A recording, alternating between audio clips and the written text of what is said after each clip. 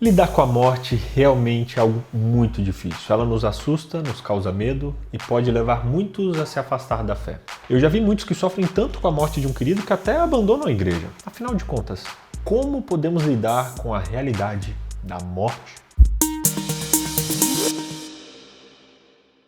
Fala, meus queridos resenheiros, sejam muito bem-vindos a mais um episódio da nossa resenha semanal. Já vai deixando aquele like aqui embaixo, você sabe como fazer, e se você é novo, se inscreve nesse canal porque toda semana a gente tem um estudo muito especial da Palavra de Deus por aqui, combinado? O papo da vez é a morte e alguns mistérios que envolvem ela. Nos últimos episódios a gente conversou bastante sobre o destino dos mortos e concluímos que mais importante do que ficar se preocupando com o nosso destino após a morte é nos preocuparmos com o que vamos fazer em vida, sempre honrando o nome de Deus, custe o que custar. Hoje vamos falar sobre as consequências da morte. Você pode estar olhando e pensando, BJ, eu perdi alguém, eu conheço alguém que perdeu um ente querido e isso dói muito, como eu posso lidar com isso?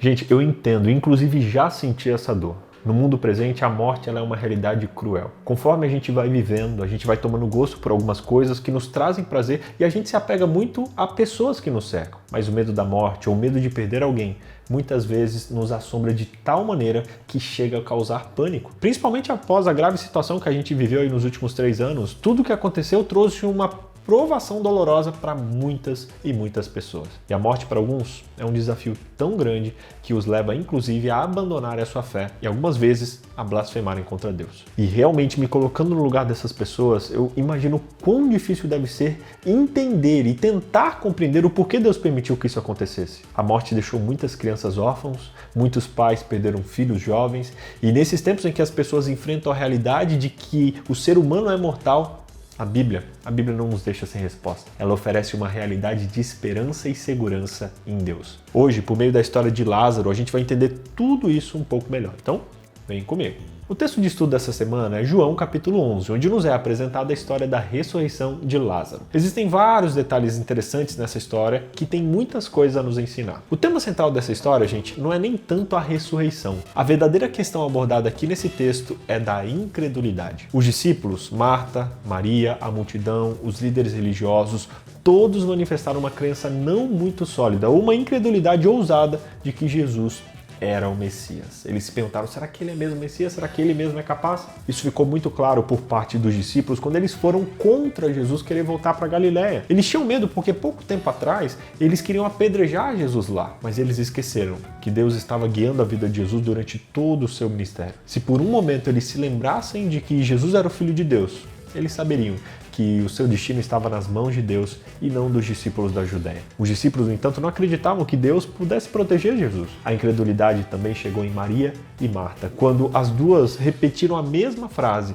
dizendo, se você estivesse aqui, isso não teria acontecido. Jesus, ao encontrar Marta, tentou explicar que não existe isso de se você estivesse aqui, porque Jesus não simplesmente faz o milagre apenas onde ele está. Jesus, ele não simplesmente dá a vida, Jesus é a vida. E se ele quisesse, ele ressuscitaria Lázaro independente de estar lá ou não. Mas Marta estava tão cega que não entendeu o que Jesus queria dizer. Ela pensou que quando Jesus disse que ressuscitaria Lázaro, ele estava citando a ressurreição lá no final, no dia do julgamento. Ah, Marta. Jesus ficou lá extremamente decepcionado com os discípulos que não acreditavam que ele era filho de Deus e, portanto, nada e nem ninguém poderia fazer algo que não estivesse no controle dele. Logo depois disso, ele percebeu a incredulidade de Maria, a não perceber que Jesus era a vida, de que onde ele fosse a vida estava com ele. Mas quando Maria repetiu as mesmas palavras inclusive de Marta, Jesus não aguentou. Ele ficou tão aflito que chorou. Ao contrário do que muitos pensam, Jesus não chorou por ter perdido seu melhor amigo Lázaro, e sim porque o seu povo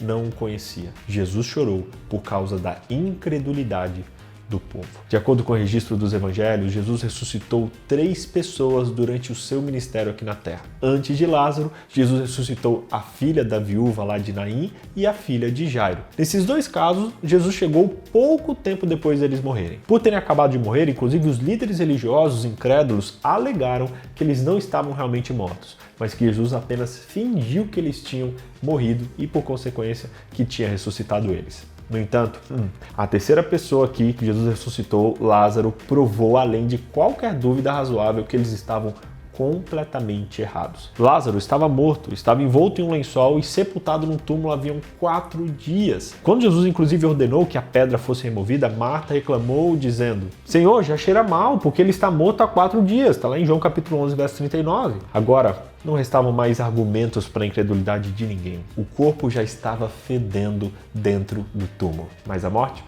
A morte não pode vencer a vida que é Jesus. Não havia como explicar esse milagre. Nessa história, a morte de Lázaro foi usada para glorificar e honrar o nome de Deus. A morte dele não foi uma surpresa. Ele poderia inclusive ter deixado tudo o que estava fazendo e ir até Lázaro quando recebeu a notícia para livrar Lázaro da morte. Mas Deus tem um propósito para todas as coisas. Aqui nós aprendemos a primeira lição a respeito da morte, que a melhor forma e o melhor remédio para a dor da perda é exercer a fé em Deus. Lembre-se de que Deus é o verdadeiro dono da vida e de que tudo está sob o seu controle. Como Jesus andou no caminho de seu Pai durante a vida, ele estaria seguro em seus braços na morte. Durante o ministério de Cristo, seus inimigos inclusive tentaram prendê-lo, matá-lo em várias ocasiões, mas não conseguiram, porque o Pai o protegeu. A sua hora não tinha chegado ainda. O que Jesus queria dizer é que ele não temia o povo da Judéia, ele não temia a morte, porque tinha fé de que sua vida estava sob o controle de Deus. Assim como Deus sabia o momento certo em que Jesus deveria partir, ele sabia o momento certo para a morte de Lázaro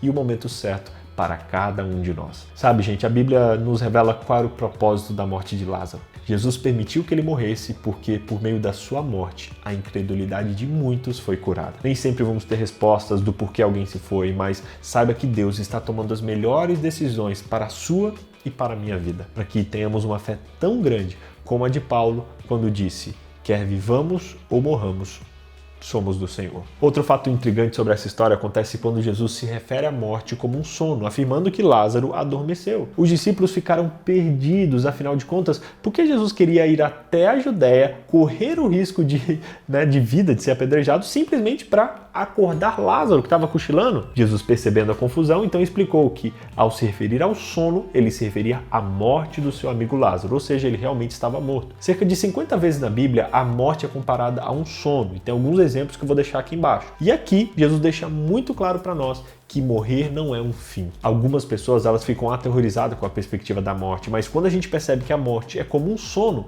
ela perde a sua relevância. Em breve, pelo poder de Deus, pelo poder de Cristo, todos aqueles que foram mortos retornarão, mas dessa vez, muito melhores do que partiram. Agora, você já se perguntou o que aconteceu com Lázaro enquanto ele estava morto? Jesus não disse: a alma de nosso amigo Lázaro está no seio de Abraão, volte. Não. E ele não ordenou para Lázaro descer do céu ou outra coisa semelhante. Ele disse: Lázaro, saia da sepultura. Se a alma de Lázaro estivesse no seio de Abraão, teria sido cruel para Jesus falar para ele vir de um lugar tão abençoado, voltar do céu, voltar de Abraão, se ele estava bem lá, se ele estava feliz. Além disso, quando Lázaro saiu do sepulcro, ele não contou nenhum relato sobre o que havia acontecido enquanto ele estava morto. Isso porque não há memória na morte. E isso reforça a crença, inclusive, de que não existe nada do outro lado da morte, apenas um sono, uma espera, assim como a gente estudou no episódio anterior.